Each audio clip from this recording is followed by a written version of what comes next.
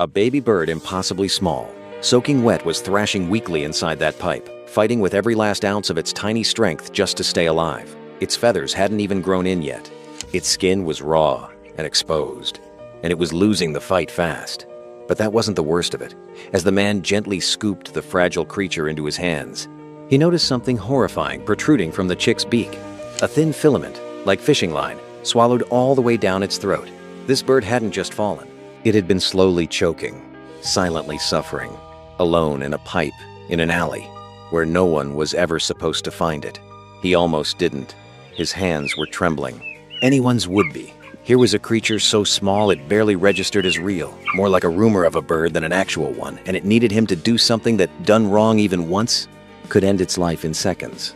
One sharp tug, one moment of panic, that would be all it took, slowly, carefully, breathing through the fear.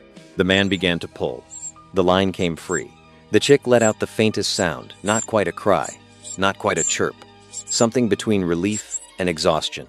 It collapsed against his palm. He stood there in that narrow alley, holding a bird that weighed almost nothing, feeling the impossible flutter of its heartbeat against his skin, and made a silent decision. He was not going to let it die. He moved fast. A nearby home improvement store, a box of mealworms. Back to the bird, before it could give up on him. When he returned and offered the first worm, the chick opened its beak, wide, trembling, desperate, absurdly alive. It ate, and then it ate again. The man fed it every 10 minutes, setting aside everything else in his day, in his life, to meet the relentless hunger of this tiny creature that had somehow ended up in his hands. But something worried him. Hours passed, and the bird didn't defecate. Not once. In the world of rescued chicks, that silence is a warning sign. The digestive system of a baby bird is brutally unforgiving. If it shuts down, the animal shuts down with it. He watched. He waited. He kept feeding. And then, just when the worry was beginning to harden into dread, the chick's strength quietly began to return. Not dramatically, not all at once. Just a slow, stubborn climbing back toward life, one tiny heartbeat at a time. Its eyes grew a little brighter. Its grip, when it clutched his finger, grew a little firmer. It was going to make it. On the second day, something unexpected happened. A sparrow appeared. It landed at the man's feet, tilting its head with the calm confidence of a bird that had been watching people long enough to know which ones were safe. The man recognized it, a wild sparrow from the neighborhood, one he had occasionally shared scraps with over the years. But today felt different. Today, the sparrow wasn't just visiting. It was watching the chick, studying the scene with those small, ancient eyes. The man didn't think too much of it then. He had a baby bird to save. He prepared fresh beef that day, understanding instinctively that the chick needed more than mealworms, needed real protein, real fuel. The chick ate with its whole body, straining forward with every bite. When it finished, it narrowed its eyes slowly, that particular look animals get when the world has briefly stopped being terrible, and fell asleep right there in his hands.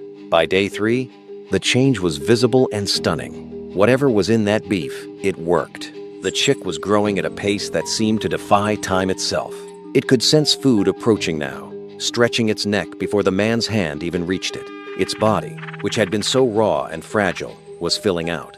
Downy feathers were pushing through. It looked, for the first time, like an actual bird. The sparrow came back that day too, and the day after that. Each time, it landed a little closer, a little less cautiously, as if it too were keeping watch. As if it understood something the man hadn't quite figured out yet. 1 week in, the man began preparing what he could only call a specialized formula.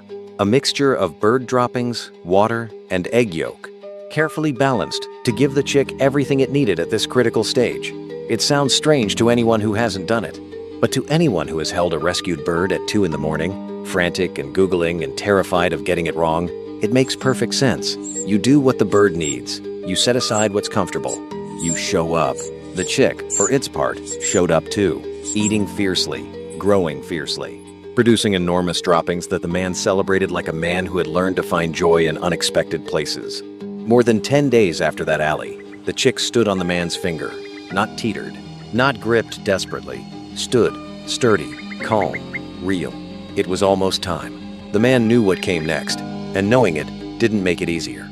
Birds raised in captivity carry a terrible disadvantage when released. They've never had to find their own food. never had to navigate real wind or real silence or real danger.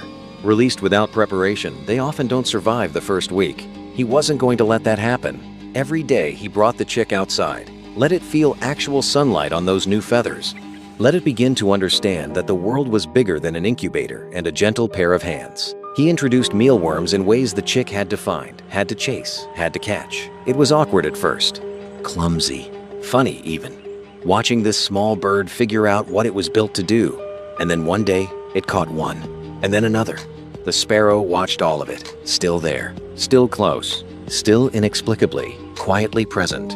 Release day arrived the way endings always do, faster than you expect, heavier than you planned. The man carried the chick back to the very spot where he had found it. That same alley, that same pipe, the same ordinary corner of the world where an extraordinary thing had happened. And there, perched on a nearby branch, were two sparrows, sitting together, waiting. He placed the chick on the branch and stepped back. For a moment, all three birds were still. Then, slowly, they began to call to each other, back and forth, short and soft. The chick turned toward the two sparrows and nestled in close. It did not look back at the man. He stood there and let that be enough. This is for the best, he told himself, walking away. It has returned to where it belongs. 3 days later, he went back. He told himself he was just passing by. He told himself he wasn't expecting anything. He wasn't sure he believed either of those things. He scanned the trees for a long time. The branches were full and still. And then there, a small shape, perched, alert, watching the man who had come back to look for it. He called out.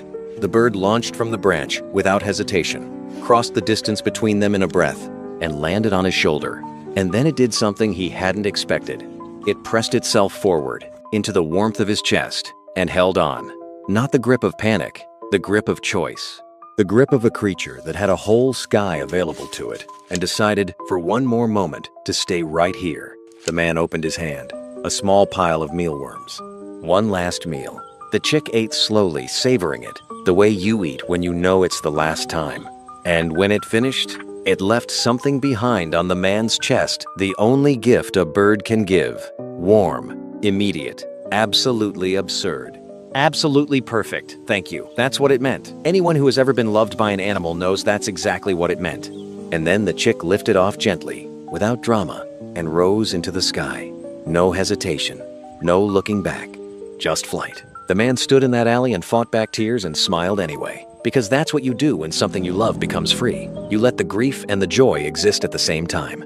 You don't try to choose between them. From that moment on, the bird would walk its own path, find its own food, build its own life in the wide, indifferent, beautiful world. And somewhere in that world, on a branch in a quiet neighborhood, a tiny bird that almost died in a pipe beneath some eaves would wake up each morning with everything it needed, because a man heard a sound in an alley and chose to stop.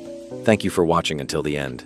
If this story moved you, leave a comment below. We'd love to hear your thoughts. And if you want more stories like this one, please subscribe and give this video a thumbs up. We'll see you in the next one.